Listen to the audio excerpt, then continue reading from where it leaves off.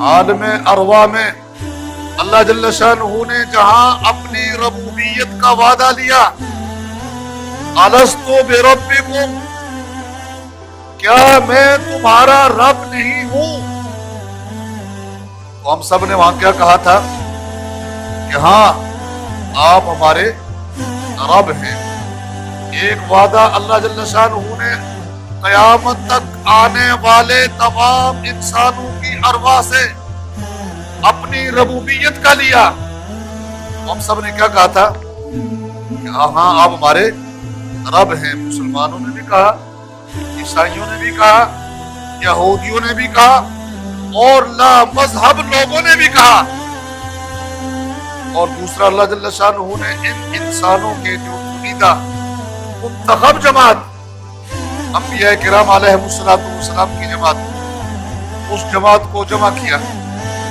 وَإِذْ أَخَذَ اللَّهُ مِيثَاقَ النَّبِيِّينَ لَمَا آتَيْتُكُم مِّن كِتَابٍ وَحِكْمَةٍ ثُمَّ جَاءَكُمْ رَسُولٌ مُصَدِّقٌ لِّمَا مَعَكُمْ لَتُؤْمِنُنَّ بِهِ وَلَتَنصُرُنَّهُ۔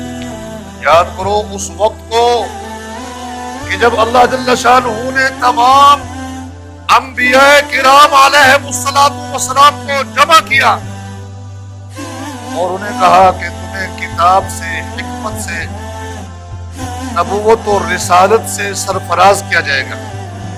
ثم جاءکم، تم سب سے آخر میں، ثم کا مطلب کیا ہوتا ہے؟ ثم للتراخی، لفظ ثم جو ہے وہ تاخیر کے لیے آتا ہے۔ تو یہ آیت بھی آپ صلی اللہ علیہ وآلہ وسلم کی ختم نبوت پر بھی دلالت کرتی ہے کہ تم سب سے آخر میں ایک رسول آئیں گے۔ لَتُؤْمِنُنَّ بِهِ، تم سب کو ان پر ایمان لانا ضروری ہوگا۔ وَلَتَنْصُرُنَّ بِهِ، اور تم سب کو ان کی مدد اور نصرت کرنا بھی ضروری ہوگا۔ یہ وعدہ کس سے لیا جا رہا ہے؟ انبیاء کرام علیہ السلام سے لیا جا رہا ہے۔ اب مسئلہ یہ تھا کہ جب وہ آخر میں ہوں گے اور ہم اس وقت نہیں ہوں گے تو کیسے ایمان لایا جائے گا؟ وعدہ تو کر لیا کہ ہاں ہم ایمان بھی لائیں گے، نصرت بھی کریں گے، اور یہ سوال ہو سکتا ہے۔ اللہ جل شانہ نے اس کے لیے تمام انبیاء کرام علیہ السلام کو آپ کے اعلان نبوت کے بعد جمع کیا، ایک بڑی کانفرنس کی۔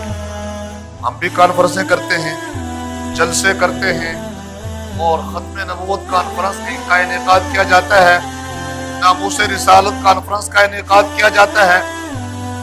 اللہ جل شانہ نے ایک بہت بڑی کانفرنس منعقد کی، اور وہ کہاں پر منعقد کی؟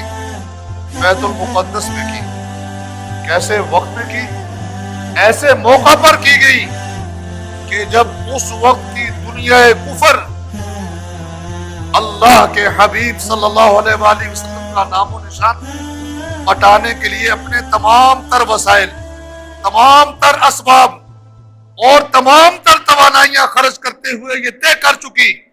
جیسے آج کل بھی جنیوا میں ایک کانفرنس ہوتی ہے اور کہیں اقوام متحدہ میں کانفرنس ہوتی ہے، اس کانفرنس میں کچھ لوگوں کو ختم کرنے کا فیصلہ کیا جاتا ہے، اور اللہ چاہتے ہیں کہ وہ ختم نہ ہو، ختم نہیں ہوتے۔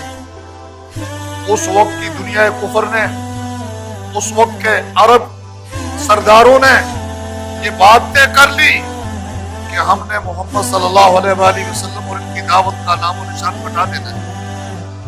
اللہ تعالیٰ نے اپنے پیارے حبیب صلی اللہ علیہ وآلہ وسلم کو جب ان کے لیے زمین تنگ ہو گئی، اللہ تعالیٰ نے سیدنا جبریل علیہ السلام کو بھیجا۔ جبریل امین تشریف لائے، اور سیدنا جبریل امین علیہ السلام جب تشریف لائے، اور وہ بھی پورا واقعہ عجیب و غریب قسم کا واقعہ، دروازے سے نہیں آ رہے بلکہ چھت سے آ رہے ہیں۔ آیا، اٹھیے، باہر نکالا، چلیے بیت اللہ کے پاس لے جایا گیا۔ آب زمزم پلایا گیا اور سینہ مبارک کو چاک کیا گیا. سینہ مبارک کو چاک کرنے کے بعد قلب اطہر کو جنت سے لائی جانے والی کشتری میں ڈالا گیا اور آب زمزم سے اسے دھولایا گیا. اس میں حکمت دانائی، بصیرت اور بصارت اور اللہ کے نور کو ڈالا گیا. اور پھر وہاں جنت کی ایک سواری موجود ہے، اس جنت کی سواری پر بٹھایا گیا اور آنن فانن وہ جنت کی سواری پل جھپکنے سے پہلے بیت المقدس میں پہنچ جاتی ہے. بیت المقدس میں پہنچ کر سیدنا جبریل امین مؤذن بنتے ہیں. سیدنا جبریل امین مؤذن بنتے ہیں. اذان ہوتی ہے، اشہد ان لا الہ الا اللہ کے بعد جبریل امین رک جاتے ہیں.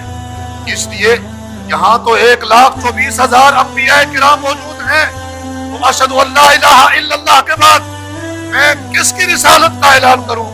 اللہ کی طرف سے ندا آتی ہے کہ جس کے لیے اس مذہب کو سجایا گیا ہے انہی کی رسالت کا اعلان کرو. جبریل امین کہتے ہیں اشہد ان محمد رسول اللہ. سننے والے بھی کیا کہتے ہیں؟